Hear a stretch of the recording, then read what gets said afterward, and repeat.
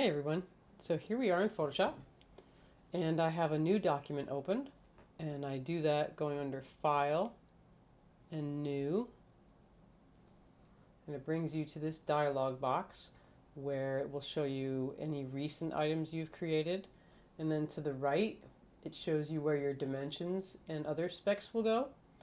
We discussed in class resolution, and print resolution is 300 pixels per inch or dots of ink per inch.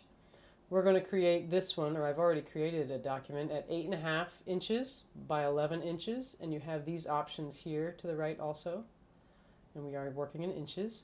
And we have chosen a CMYK color mode, and CMYK as opposed to RGB.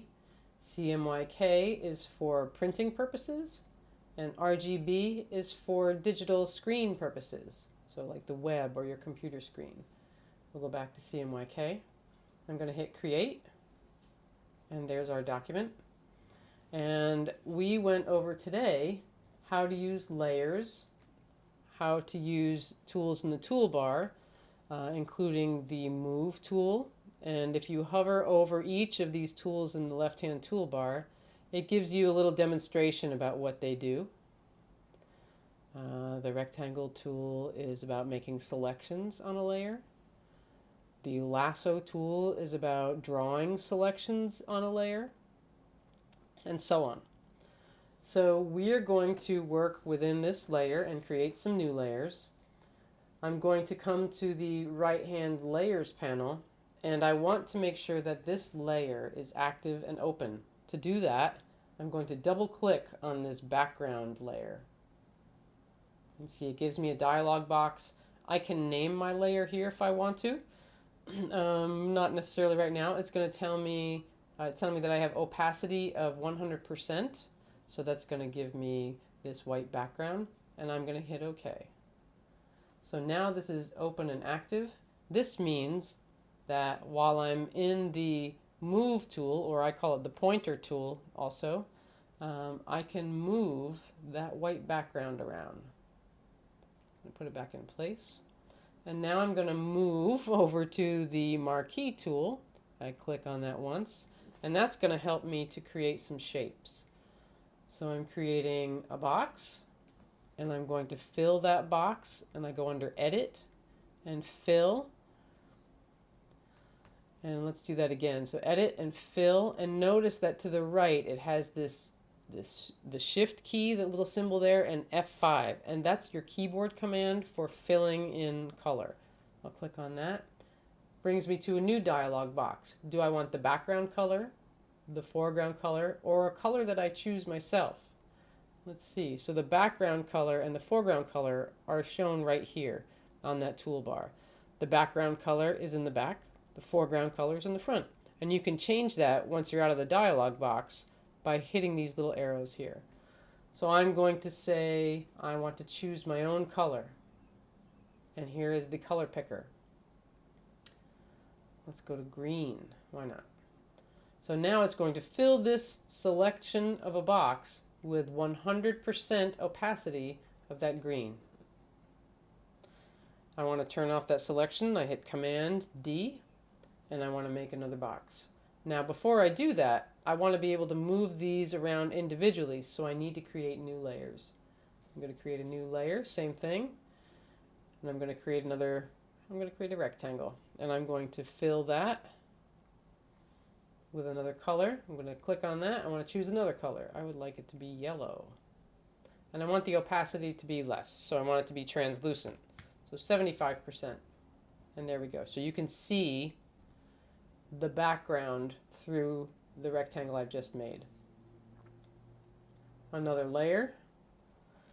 I'm going to go back to my Marquee tool, and I'm going to hold down this little arrow at the bottom right, and it offers me some options on different shapes I can create. So I'm going to choose the elliptical Marquee tool, and I'm going to go and edit and fill. Again, it's much easier to do it on your keyboard. If you hit Shift and F5 on the keyboard, you don't have to keep going back up to the menus to try and make your changes with your colors and stuff. I click on color again. Let's make it some kind of pink. A little more red in there. And I also want this to be more translucent, so I'm going to change it to 45%.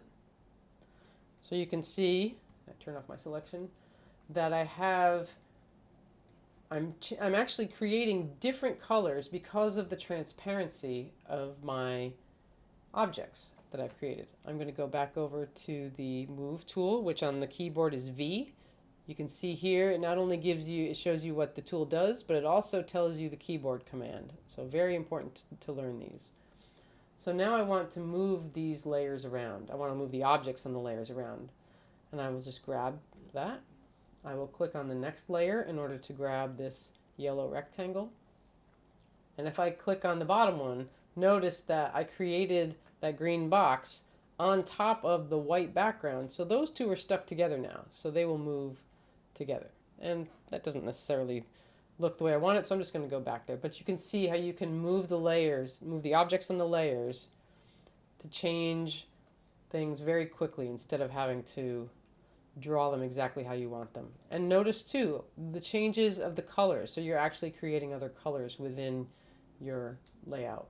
Another thing you can do is change the sequence of your layers themselves. So maybe I want this pink to be underneath the yellow rectangle, and I'll just hold on to that layer and drag it. See how that little hand is like a little fist there? It's holding onto it. I'm dragging it underneath. So there you have the basic way to use the Move and the Marquee tool. And now we'll go to the Lasso tool. The Lasso tool is similar to the Marquee tool, but this is more of a drawing tool. So now I'm going to create a new layer. And that's on top of everything. And I'm going to be able to draw here. So I'm going to make a squiggly shape. And I'm going to fill that squiggly shape. And I go to fill. I'm going to choose my own color. And I want it to be more of a maroon. I want it to be 100% opacity. There we go. Turn off that selection, the little marching ants around the object by hitting Command D.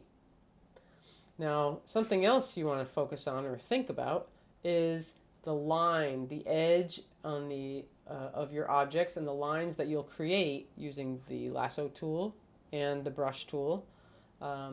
You can change the softness or the hardness, what they call here feathering, of your line by changing those numbers and pixels up here. So this object was created with 2 pixels of feathering.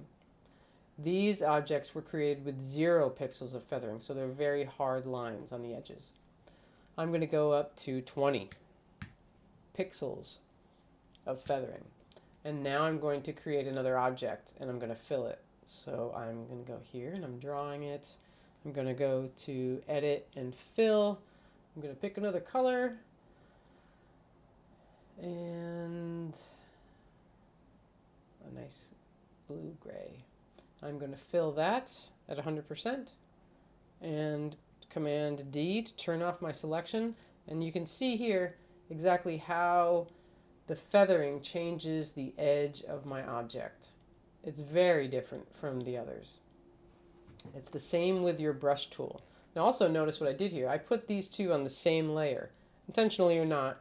Now they are bound together and they will move together. So just be aware of what you're doing and what layers you're working on.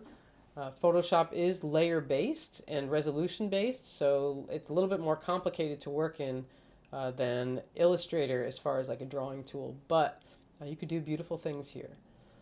So I'm going to go down to my brush tool. I'm clicking on it, and I have a brush. It gives me the specs for this brush up here. It's at 200 pixels, and it's a soft round brush, but this looks pretty hard here, and you can see the hardness, which is actually the same thing as the feathering for the Lasso tool. The hardness is going to change the edge of the box or the whatever I draw here with my brush. So hardness all the way to 0. Oops, I should use a color, right? So here's a good example, right? So white is the background, but white is also the foreground color in the fill box. So I'm just going to switch that quickly by hitting the arrow. I have that blue there, and I'm going to use my brush to make a mark.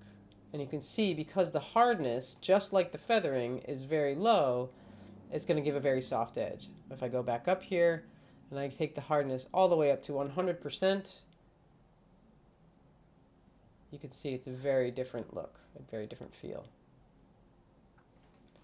So what I would like you to do here is to create lots of different layers, put objects on them, use the brush tool, create some sort of color, shape, and color collage, and hopefully have some fun with it. Now, the last thing you want to do when you do this is you want to save your work. So go under File and Save. A lot of times when you're first using Photoshop or any of the applications in Adobe, you're going to get this type of dialog box. I find it much more helpful to have this little arrow opening things up so you can see exactly what you have, exactly where things already live, exactly where you can direct them to go. I want this to hit my desktop, so I will make sure that's selected. I'm going to name my document. And I'm also noticing what type of file it is. This is a PSD, a Photoshop document, and I can tell that right here.